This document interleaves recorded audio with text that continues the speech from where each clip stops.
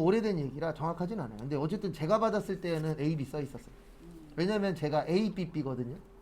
한글은 A고 나머지는 B예요. 연습 한 번도 안 하고 가갖고 메뉴를 못 찾아서 시간이 지났어요. 그래서 전 A, B, B. 그러니까 내가 그랬잖아. A 받기는 10%야. 어? 내가 운이 좋아서 A 받았지만. 아이 운도 능력이에요. 받았으면 땡인 거죠 뭐. A는 10%야. 그 다음에 464페이지. 요거 잘 나옵니다 시험에. 요 파트 이론에 되게 잘 내는 파트예요. 대빵 중요해요. 거기 보시면 결성금과 2월 결성금이라고 있습니다. 결성금의 뜻이 뭐죠? 손해봤다? 네, 손해봤다. 그래서 결과적으로 이익이 난 게 아니고 뭐 난 거예요? 손해본 거. 그걸 뭐라 그래요? 결성금. 그 다음에 2월 결성금은 예전에 손해본 거예요. 결성금은 올해 손해본 거고. 2월의 뜻이 뭐예요? 지나. 네, 넘겨준다는 뜻이에요. 그래서 예전 거. 그래서 2월 결성. 그래서 우리가 이거는 알잖아요. 가끔씩 백화점에서 2월 상품 대제전해요. 그러면 옛날 거 싸게 파는 거잖아요. 그래서 2월 그러면은 과거 거라고 생각을 하시면 됩니다. 근데 어쨌든 결성금 그러면 이익 났다, 손해 났다? 손해 났다. 그래서 손해 났다 그래서 끝이 아니고요. 이 손해 난 거를 나중에 이익 나면은 이익 난 거에서 빼도록 되어 있어요. 왜 그러냐면 내가 올해 손해를 5억 났어. 근데 내년에 이익 3억 났어. 그럼 3억에 대해서 세금 내라. 이게 아니에요. 3억에서 또 5억을 빼서 나머지 2억만큼 또 나중에 또 뭐 하는 거예요? 세금에서 빼는 거예요. 그렇죠. 공제해 주는 거죠. 왜냐면 손해봤는데 이거를 그냥 한 번만 하고 땡해버리면 이게 손해라는 건 누적돼 버리잖아요. 그래서 다음에 이익 났으면은 그 이익 난 거에서 뭐 해주겠다? 차감해 주겠다. 그래서 저기 유명한 아저씨 있잖아요. 미국에 트럼프 아저씨라고. 그 아저씨가 미국에서 한 7, 8년 동안 세금을 안 냈잖아요. 왜 안 냈냐면 리먼 브라더스 사태라 그래서 부동산 한번 난리 난 적이 있었는데 그때 트럼프 아저씨가 결손금이 1조가 넘었대요. 그리고 그 다음에 이익이 나더라도 1조보단 적은 거죠. 그리고 몇 년 동안 세금 안 냈다라고 뉴스에 한번 나오더라고요.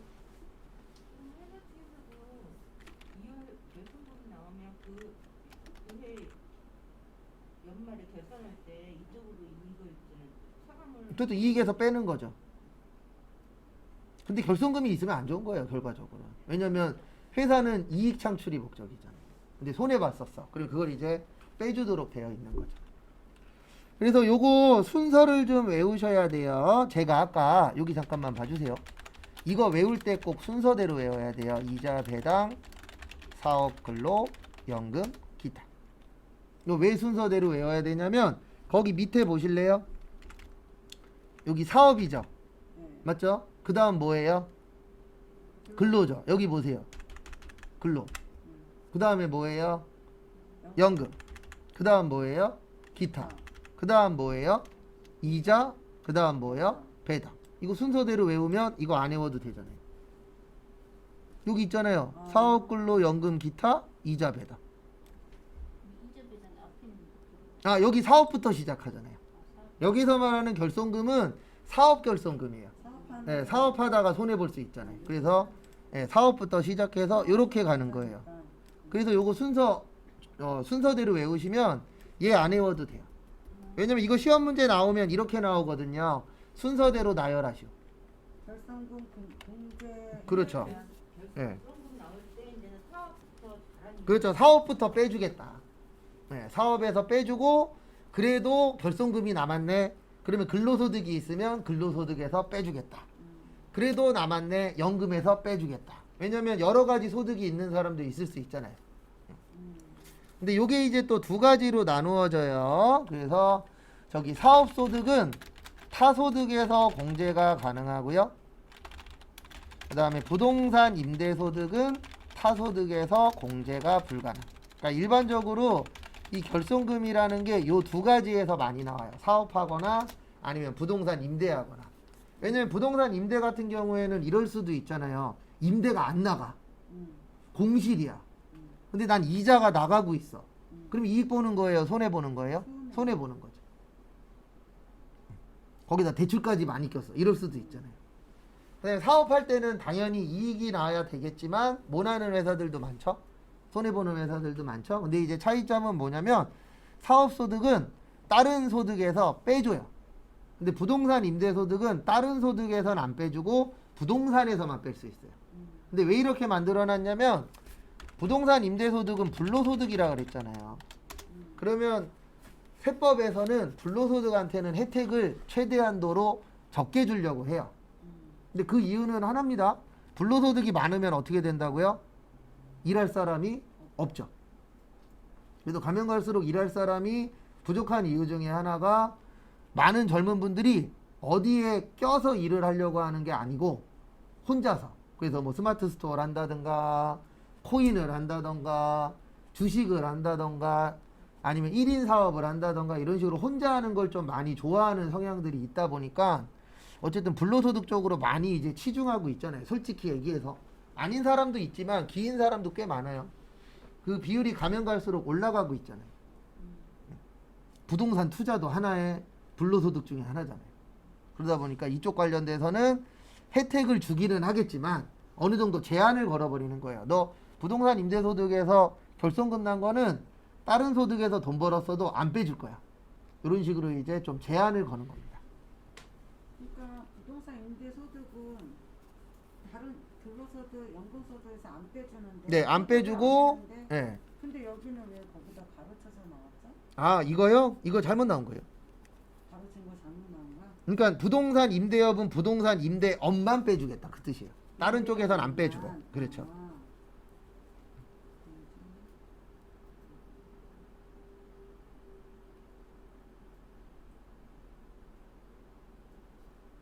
그래서 거기 진한 글씨로 써 있어요. 그 박스 위에 보시면 부동산 임대업의 소득 금액에서만 공제.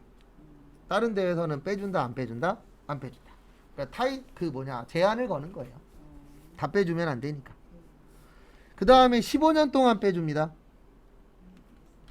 몇 년 동안 빼준다고요? 15년. 네, 15년 동안 빼줘요. 이게 제일 길어요. 결손금? 네. 전체적으로 15년이에요. 네, 올해 만약에 발생했어. 그러면 올해부터 해서 15년 동안 결손금이 있으면 계속 뺄 수 있는 거예요.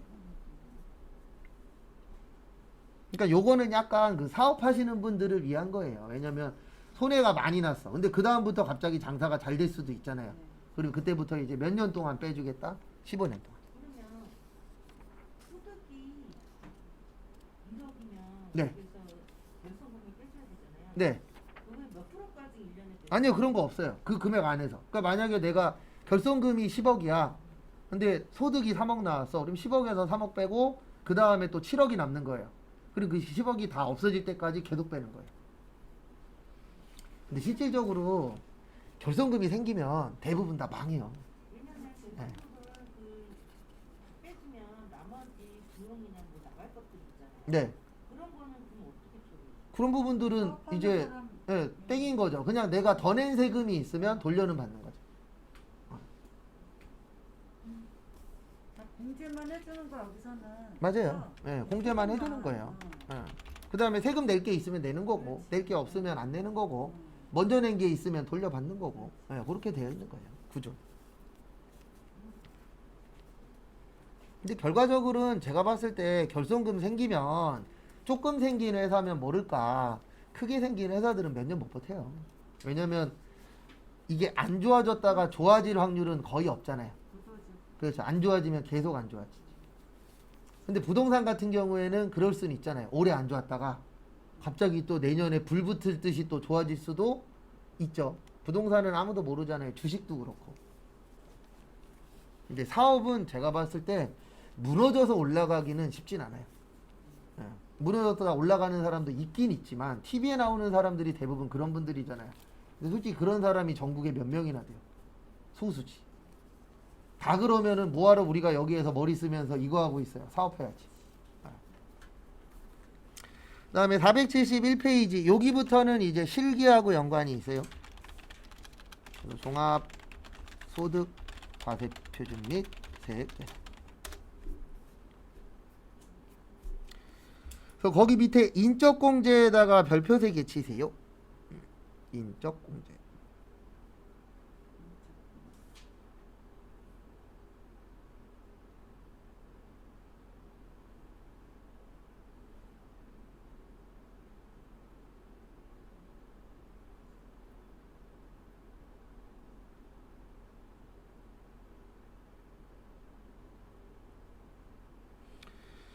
그래서 다음 페이지 넘기시고요. 그 다음에 거기 472페이지 위에나 밑에 빈 공간에다가 요것 좀 적어주세요. 뭐라고 쓰시냐면 제가 앞으로 엄청나게 많이 쓸 건데 나이. 그러면 나이는 20세 이상, 60세 이상. 아니 20세 이하, 60세 이상. 그 다음에 쓰고 나서 설명드릴게요. 그 다음에 나이 무관은 배우자, 장애인, 기초생활수급자. 그 다음에 소득 그러면 소득 금액 100만원. 그 다음에 급여는 500만원. 그 다음에 근로소득 금액은 150만원. 이자 배당은 2천만원. 그 다음에 기타 소득 금액은 300만원. 요거 앞으로 계속 써먹을 거라 확실히 이거는 숙지하고 계셔야 돼요. 그래서 나이 계산하실 때 이렇게 계산하는 거예요. 만약에 2000년생이 나왔어. 그러면 2월달 시험까지는 2022년으로 나와요. 그래서 2022년에서 2000년 빼면 몇 살이에요? 22살. 요 일은 신경 쓰는 거 아니에요. 만 나이로 가는 거예요. 그냥 연도만 빼는 겁니다. 그래서 요 나이가 몇 세 이하요? 20세 이하. 네, 몇 세 이상이요? 60세 이상. 그래서 국가에서 세법을 만들 때 이렇게 만든 거예요. 20살까지는 일을 하지 말고 공부해. 그 다음에 60세 넘으면 일하기가 어떨 거야? 힘들 거야. 이렇게 보는 거예요. 세법에서는. 네. 이거 안 맞습니다. 지금하고 옛날 법이랑 안 맞아요. 나이가. 지금 20살 넘어서도 돈 버는 애들 있죠? 20살 전에도 돈 버는 애들 있고. 70세 이상. 여기는 그건 또 딴 거예요. 그 다음에 배우자하고 장애인하고 기초생활수급자는 이 나이는 신경 쓰는 거 아니에요. 그러니까 20살이 넘어도 돼요. 왜 그러냐면 대부분 결혼하면 몇 살 넘죠? 20살 넘죠. 맞죠? 네. 그래서 나이는 신경 쓰지 말자. 배우자는. 그 다음에 장애 가지신 분들은 20살이 넘어도 일하기가 쉬워요? 어려워요? 어렵죠. 네. 그래서 신경 쓰지 말자. 그 다음에 기초생활수급자들은 대부분 소득이 커요? 작아요? 작죠. 그러니까 이런 분들한테는 혜택을 줘야 된다. 그래서 나이는 신경 쓰지 말자. 근데 문제는 돈은 다 벌면 안 돼요. 배우자도 돈 벌면 본인 거 따로 신고해야 됩니다. 그래서 여기에서 소득 금액으로 나오면 100만 원이고 총급여가 월급이에요. 월급 얼마 넘기면 안 돼요? 500. 500만 원 넘기면 이분은 본인 거 따로 신고해야 됩니다. 아니요, 연이에요. 무조건 여기는. 연이라고. 예, 연이에요. 달 아니에요. 결론은 따로 신고해야 된다는 얘기예요. 돈 벌면. 예, 연이에요. 연. 그 다음에 근로소득 금액 150만 원의 뜻이 뭐냐면 아까 500만 원까지 70% 뺀다 그랬어요. 그러면 500에 70%면 350이잖아요. 빼면 얼마 나와요? 150. 그래서 결론은 이 두 개가 같은 말이에요. 같은 말인데 용어만 다른 거예요. 그래서 월급으로 나오면 500이고 이 소득 금액이 뭐냐면 일정 부분 빼준 거거든요. 네, 그래서 일정 부분 빼고는 얼마보다 작으면 되는 거예요? 150. 그 다음에 이자 배당은 1년에 얼마예요? 2천. 네. 그 다음에 기타 소득 금액은 300만 원 이하. 그래서 여기에 해당이 되면은 인적공제를 받으실 수 있는 거예요. 근데 만약에 자녀가 있는데 22살이야. 그러면 인적공제는 안 되는 겁니다. 그렇죠. 빠지는 거예요. 그러면 그 사람이 빠지면 세금을 더 내야 돼요. 그러니까 세법상으로는 20살까지는 세금에 도움되는 자녀, 21살부터는 세금에 도움이 안 되는 자녀, 이렇게 되는 겁니다. 세법으로만 보는 거예요. 그래서 요거 계산을 나중에 다 해야 돼요. 이거 연습할 겁니다. 이거는 할 만해요. 그 다음에 473페이지 보세요. 추가 공제. 그래서 여기에 해당되시는 분들은 추가로 더 빼주는 겁니다. 이건 기본 공제고. 네, 기본 공제에 해당되는 사람만 추가가 되는 거예요. 왜냐면 기본이 없는데 추가돼요? 안 돼요? 안 되죠. 음식점도 똑같잖아요. 음식을 시켜야 추가가 되는 거죠. 그래서 제일 먼저 이제 경로우대 공제. 그래서 경로우대 공제는 몇 세 이상일 때요? 70세 이상. 그러니까 만약에 부모님을 내가 부양하고 있는데 소득이 없으셔. 그러면 일단 여기에 가는 거죠. 60세도 넘으셨어. 그러면 기본 공제도 받는 거예요. 그 다음에 나이가 70도 넘으셨어. 그러면 무슨 공제도 받는 거예요? 경로우대 공제까지. 근데 거기 경로우대 공제 얼마죠? 100만 원. 기본 공제는 1인당 150이에요. 그러면 부모님 관련돼서 70세가 넘으신 부모님이고 소득이 없으시면은 250만 원을 공제받는 겁니다. 그럼 만약에 우리가 세율이 6%라 그랬잖아요. 그러면은 250만 원 곱하기 6% 하면은 15만 원의 세금을 덜 내는 거예요. 이런 식으로 계산이 되는 겁니다. 그래서 인적공제라고 해서 이 소득세는 가족이 많으면 많이 낸다, 적게 낸다, 적게 낸다. 이렇게 되는 거예요. 왜냐면 그만큼 세금에서 빼주니까. 이건 사업하는 사람에 한해서 아니요, 근로자도 포함해서. 근로자도 그 종합소득에 들어가시는 분들 다 포함이에요. 그 다음에 장애인 공제. 그래서 가족 중에 장애가 있으신 분이 있으시면은 얼마를 더 빼주는 거예요? 200만 원. 돈을 주지 참. 아, 돈도 주죠. 돈 주는 것도 있고 이건 세금적으로만. 네. 그 다음에 요게 중요해요. 우리한테는 부녀자 공제하고 한부모 공제. 그래서 부녀자 공제는 부녀자니까 남자만 돼요, 여자만 돼요? 여자만 돼요. 남자는 안 됩니다. 이거 본인이 여자일 때예요. 배우자 여자 말고. 그래서 본인이 여자이시고 그 다음에 연 소득이 3천만 원 이하여야 돼요. 3천만 원이요? 네. 그러니까 많이는 안 해주겠다는 얘기예요. 소득이? 네. 그래서 두 가지입니다. 하나는 배우자가 있는 여성. 그래서 배우자가 있는 여성이면서 그러니까 결론은 맞벌이에요. 일반적으로. 그러니까 맞벌이 하면서 여자분이 얼마가 안 될 때요? 3천만 원 이하일 때. 이럴 때 이제 첫 번째 되는 거고요. 그 다음에 또 하나는 배우자가 없는 여성으로서 세대주이면서 부양가족이 있을 때. 이때. 그렇죠. 많진 않죠. 근데 예전에는 소득의 한계가 없었거든요. 근데 소득의 한도를 만들었어요. 왜 만들었냐면 남자들이 싫어하는 거죠. 특히 어떤 남자가 싫어할까요? 결혼한 남자, 결혼 안 한 남자. 그렇죠. 그러니까 이게 법 만들 때에 여러 명의 눈치를 봐야 돼요. 왜냐면 다 혜택 주는 게 아니니까. 그래서 처음에는 그냥 3천만 원 이하라는 게 없었어요. 근데 말이 많이 나오니까 이제 3천만 원이라는 게 생겼습니다.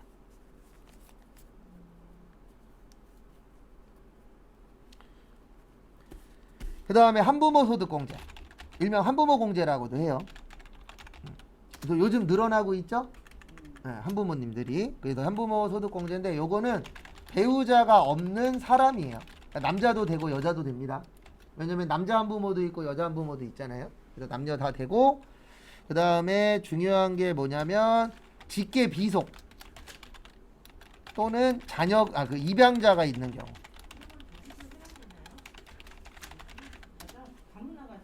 다문화 가정이 아니고요. 그러니까 다문화 가정이든 상관은 없고 한부모는 무조건 이혼해야 돼요. 네. 아니면은 결혼 안 하고 입양자가 있거나. 없어요 그거. 네, 없어요. 이거밖에 없어요. 네, 뭐 다문화 가정 공제 이런 건 없어요. 그러니까 다문화 같은 경우에는 국가에서 뭐 지원이나 이런 게 나갈 수는 있겠지만 세법에서 다문화 가정 관련돼서는 없어요. 왜냐하면 비율이 아주 높진 않잖아요. 그러다 보니까 요거는 따로 있진 않습니다. 우리나라에 혼자 살면서 입양이 가능해요? 입양? 입양은 부부가 있어야 되는 것 같아요. 아니.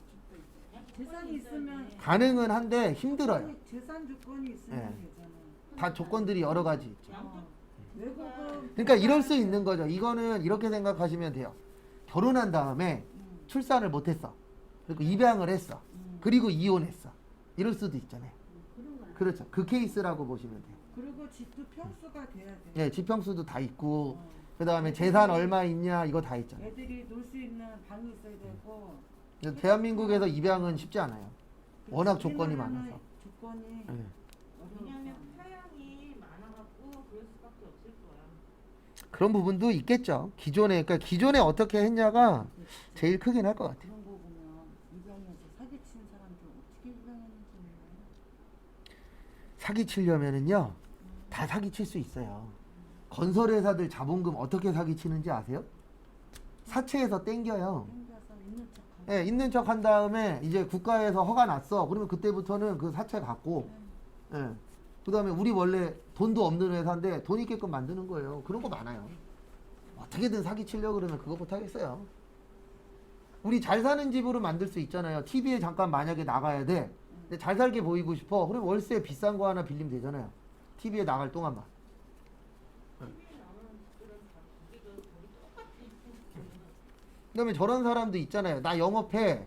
그래갖고 나 잘 보여야 돼. 그러면 자동차 지나가는 거 사진 찍은 다음에 옆에 서갖고 사진 찍은 다음에 내가 이 차 갖고 있다.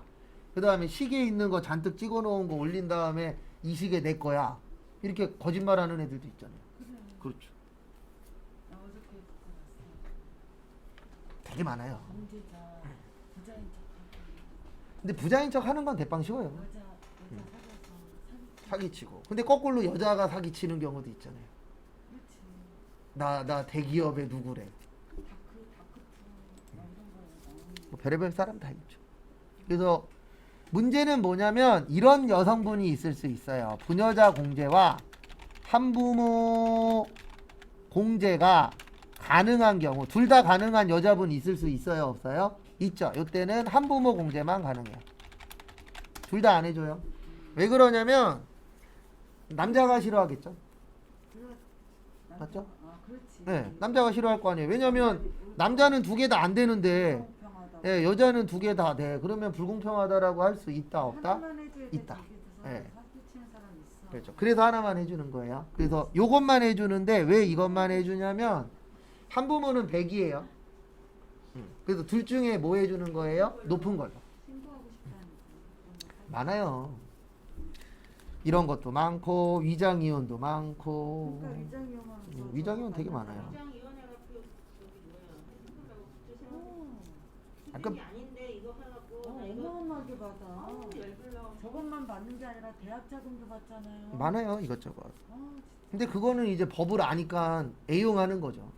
예, 모르는 사람은 그냥 죽어도 같이 살고 있는 거예요. 아는 사람은 이제 위장 이혼해갖고 혜택 받고. 법이 그래요. 왜냐면 그거 하나하나씩 다 체킹이 안 돼요. 한달 만에 나오는 카드 있거든요. 그거 해당하는 분식집 가서 간식 분식 사 먹고. 어쩔 수 없죠, 뭐. 사람들 많이 보면 그리고 요거는 기본적인 용어예요. 직계존속 그러면 누구예요? 부모님. 아, 네. 뭐 할아버지. 네. 조부모. 뭐 이런 분들을 이제 직계 뭐라 그래요? 존속. 그다음에 직계 비속은 자녀. 뭐 입양자. 그러니까 존속 그러면 위로 올라가는 거예요. 족보로 치면. 그래도 우리 아버지나 할아버지, 뭐 증조할아버지 이런 분들이 존속.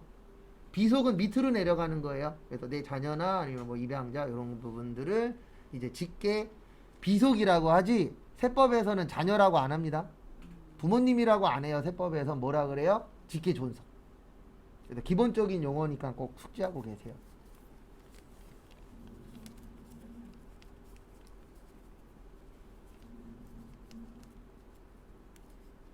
그래서 옛날부터 TV에 나왔잖아요. 분명히 임대주택인데 BMW 벤츠가 주차되어 있어. 그거 그렇게 TV에서 난리쳐도 못 쫓아내잖아요. 왜요? 법이 뭐 같아서. 법에다가 한 줄만 넣으면 되잖아요. 몇 cc 이상 차량은 임대주택에 못 살게 한다.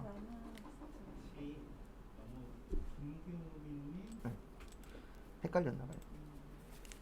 요거는 기본적인 용어니까 숙지하시고, 그 다음에 거기 473페이지 보시면 인적공제 관련 대상인데, 공제 대상 가족인 생계를 같이 하는 자의 범위를 어디까지 볼 것이냐. 그러니까 같이 살고 있는 사람을 어디까지 볼 것이냐인데요.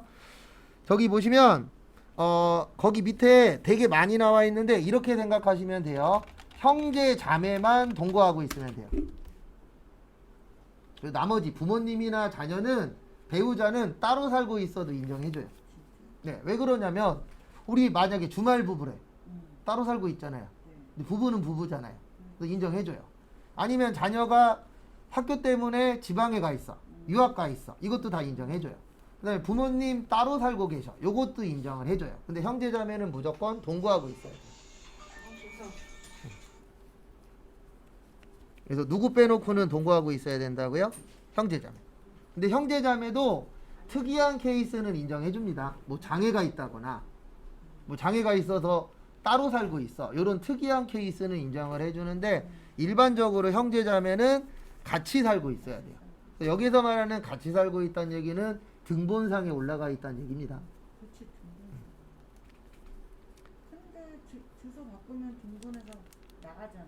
그러니까 그러면 이제 공제를 못 받는 거죠. 예.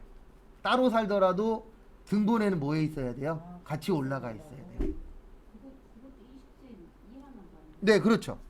그치. 그러니까 이런 경우 있잖아요. 나하고 동생하고 나이 차이가 커.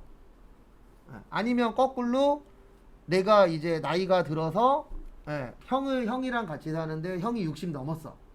돈 안 벌어. 이러면 이제 또 공제가 가능한 거죠. 그래서 나이 계산하고 돈 계산은 무조건 해야 돼요. 그러니까 거기에 해당되는 사람만 됩니다. 그치 그러면 같이 거주자, 거소자 생기겠지.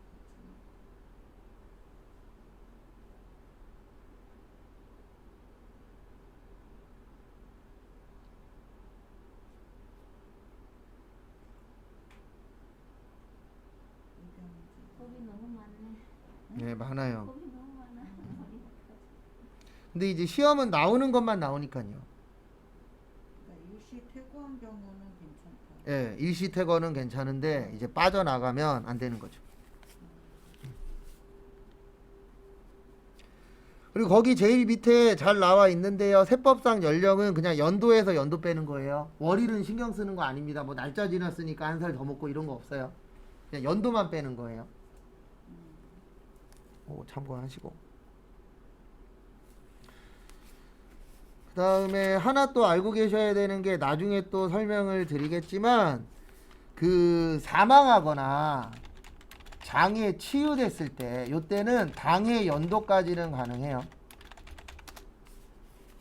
이게 무슨 뜻이냐면 만약에 올해 부모님이 돌아가셨어.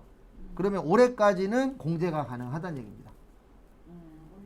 네, 올해까지. 세법상 연령 나왔잖아요. 네, 아까 2022년 썼잖아. 네. 2022년이 만 20이에요? 아니요. 그러니까 만약에 2000년생이야. 어. 그럼 올해가 원래는 2023년인데 네. 2월달 시험까지는 2022년 버전으로 나와요. 그러면 2022에서 2000년 빼면 몇 살 되는 거예요? 22살. 이렇게 만 되는 21살인데? 아니요. 그냥 이걸로만 하는 거예요. 그런 건 따지는 거 아니에요. 세법에서는 그냥 연도만 빼는 거예요. 연도만 예, 빼. 그냥 무조건 연도만 빼는 거예요. 그러면은 연도만 빼는데 얘는 기준이 안 되지. 22살은. 그렇죠. 22살은 공제가 안 되는 거죠. 그러니까 여기서는 20살. 그렇죠. 20살 이하냐. 숫자로 20이. 그렇죠. 숫자로 20이야. 그러니까 결론은 2002년생부터 되는 거죠. 그렇지. 예. 결론은 그러니까 숫자로 따진다. 그렇죠. 여기서. 월일은 신경 쓰지 않는다. 연도만 따진다. 아니, 만으로도 하지. 네, 만 그런 것도 따지는 거 아니에요. 따지지 그냥 말고 무조건 연도만 연도로 빼는 거예요. 20 이하까지만. 그렇죠. 왜냐면 월일 따지기 시작하면요 골치 썩어요. 그치. 예. 그래도 우리 술집도 연도만 빼잖아요. 술집도 연도만 빼요. 예. 술 먹으러 갈 때도 만 몇 세 있잖아요. 그 월일은 신경 안 쓰고 연도만 빼요. 예. 예전엔 월일도 했었는데 지금 연도만 빼요. 꽤 되긴 했어요. 그리고 제가 호프집에서 일할 때 12월 31일이었거든요. 그래갖고 사장님이랑 한 11시쯤이었나? 손님도 없었어요. 연말이니까. 뭐 사장님이랑 술 한 잔씩 먹으면서 그 얘기 했죠. 왠지 느낌에 12시 땡 되면 올 것 같다. 예, 그랬더니 진짜 온 거예요. 12시 1분에. 바깥에서 애들 둘이서, 남녀 둘이서 왔다 갔다 하더라고요. 왠지 쟤네일 것 같아요. 그래서 딱 들어오길래 애때 보이잖아요. 그래서 얘기를 했죠. 달라고. 그랬더니 과감하게 딱 꺼내는 거예요. 근데 봤더니 1분 전부터 먹을 수 있는 애들인 거예요. 그래서 가갖고 이모한테 저기 애들 왔는데 맥주 3병 시켰나? 그래서 마른 안주 좀 서비스로 달라 그래갖고 몇 개 더 갖다 줬죠. 그랬더니 딱 먹고 딱 가던데요. 그러니까 당당하게 먹고 싶었던 거죠. 그러면은 20살 이하니까 2001년. 2002년. 그렇죠. 2002년생 이후부터는 20살 이하. 그러니까 2002년생 아래로만. 그렇죠. 해주셔도 되고, 예.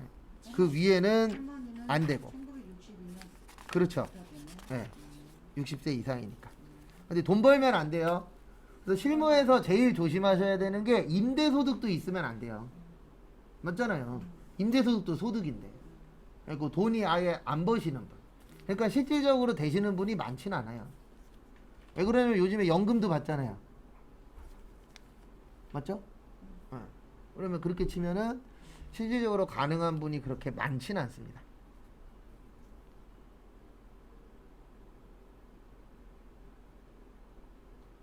그래서 참고해 주시고요.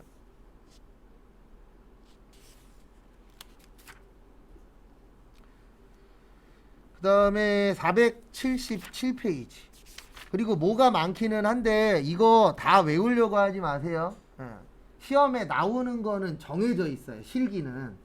그래도 그 나오는 거 위주로만 연습해서 그것만 익혀서 가시면 돼요. 왜냐면 그 외적인 것까지 다 알면은 좋은데 그러기에는 시간도 한정적이고 그 다음에 일단 내 뇌세포들이 많이 아파해요.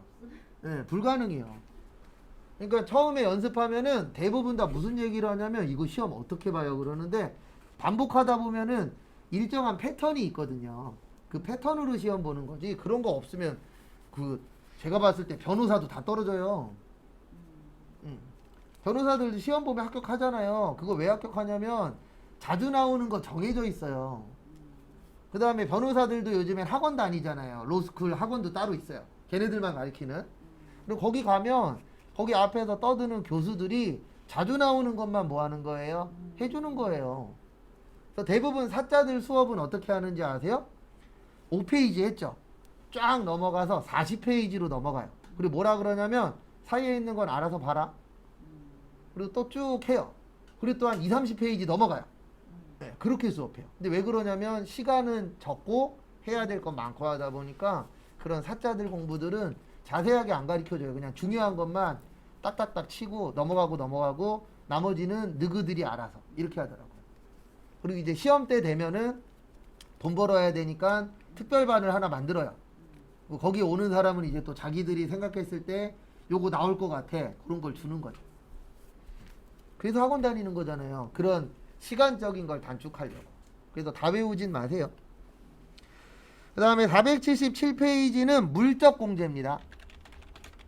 이게 뭐냐면 돈 쓰는 거예요. 그래서 우리 뭐 연말정산할 때 카드 써라, 연금 들어라, 대출 받아라, 뭐 이것저것 많잖아요. 예, 그것들을 다 무슨 공제라 그래요? 물적 공제라 그래요. 그래서 뭐 보험료도 내고, 연금도 내고, 신용카드도 쓰고, 병원도 가고, 교육도 받고 해요, 안 해요? 하죠. 예, 그런 쪽을 이제 다 합쳐서 무슨 공제라 그래요? 물적 공제. 그래서 여기는 돈 쓰는 것과 관련이 있는 겁니다. 그래서 제일 처음에 이제 연금보험료 공제, 요건 말 그대로 연금보험을 내시면 그 낸 만큼 세금에서 빼줘요. 개인연금. 아니요, 개인연금 말고 여기는 일반적으로 공적연금. 그러니까 국민연금 있죠. 내가 만약에 1년 동안에 국민연금으로 100만 원을 냈어. 그러면 연말정산할 때 100만 원을 다 빼줍니다. 그러니까 나중에 돌려도 받고 그 다음에 세금 낼 때 빼주기도 해요. 그 다음에 다음 페이지. 그 다음에 주택담보노후연금 이자비용 공제. 그래서 연금소득이 있는 거주자가 주택담보노후연금을 받은 경우, 그래서 주택연금이라고 있어요, 없어요? 있죠. 예, 그걸 받으시는 분들한테는 또 이런 혜택을 주는 겁니다. 근데 요즘 말들이 많아요, 주택연금. 예, 왜 말들이 많아요? 집값이 떨어지고 있어서. 오를 때에는 올라서 말들이 많았어요. 왜냐면 오를 때에는 이거 주택연금 받으면 손해보는 거 아니냐, 이래서 말이 많은 거고, 지금은 이제 떨어지고 있잖아요. 그리고 주택연금을 받는 게 좋은 거냐 안 받는 게 좋은 거냐, 또 이것 때문에 또 말들이 나오기 시작했더라고요. 그 다음에 478페이지. 그리고 이렇게 생각하시면 돼요. 우리 4대 보험이라고 있죠. 4대 보험의 대표적인 게 건강보험, 그 다음에 장기요양보험, 그 다음에 국민연금, 그 다음에 고용보험, 산재보험인데, 산재보험은 100% 누가 내죠? 네, 회사가 내는 겁니다. 그래서 얘는 솔직히 근로자하고는 상관없어요. 근데 우리가 월급 받을 때 건강보험, 장기요양보험, 고용보험, 국민연금 내요, 안 내요? 내죠. 그 낸 것만큼은 연말정산할 때 다 빼주도록 되어 있어요. 그래서 거기 478페이지 위에 보시면은 국민건강, 고용보험, 노인장기 요양보험이라고 있죠. 요거는 전액 다 빼줍니다. 그래도 내가 1년 동안에 300만 원을 냈으면 300만 원 다 빼주도록 되어 있어요. 참고하시고. 우리한테는 솔직히 별로 안 중요합니다. 왜냐면 컴퓨터가 알아서 다 해줄 거예요. 그 다음에 주택자금공제. 네. 그래서 요거는 무주택 세대주여야 돼요. 그래서 무주택 세대주가 이제 국민주택 규모 이하로 뭐 집을 사거나 요럴 때 나오는데 솔직히 저희 시험에는 이거는 잘 안 내요. 왜 안 내냐면 부동산 관련돼서는 계속 바뀌잖아요. 법이. 맞죠? 그래서 이거를 적용을 하게 되면 좀 문제가 있어서 시험에서는 거의 안 나옵니다. 그래서 중요한 거는 이제 내일 할 건데 내일 뭐 신용카드 공제니 보험료 공제, 의료비 공제, 교육비 공제라고 있어요? 없어요? 있죠. 그런 것들은 이제 내일 볼 겁니다. 그래서 내일 해서 정리를 하나씩 하고 그 다음에 아마 요속도로 나가면은요 내일부터 실기를 조금 할 거예요. 그래서 실기를 이제 남은 기간 동안에 빡시게 하고 그 다음에 이제 빨간 날을 맞이해야죠. 설을. 그렇게 해서 진도를 나가도록 하겠습니다. 마무리.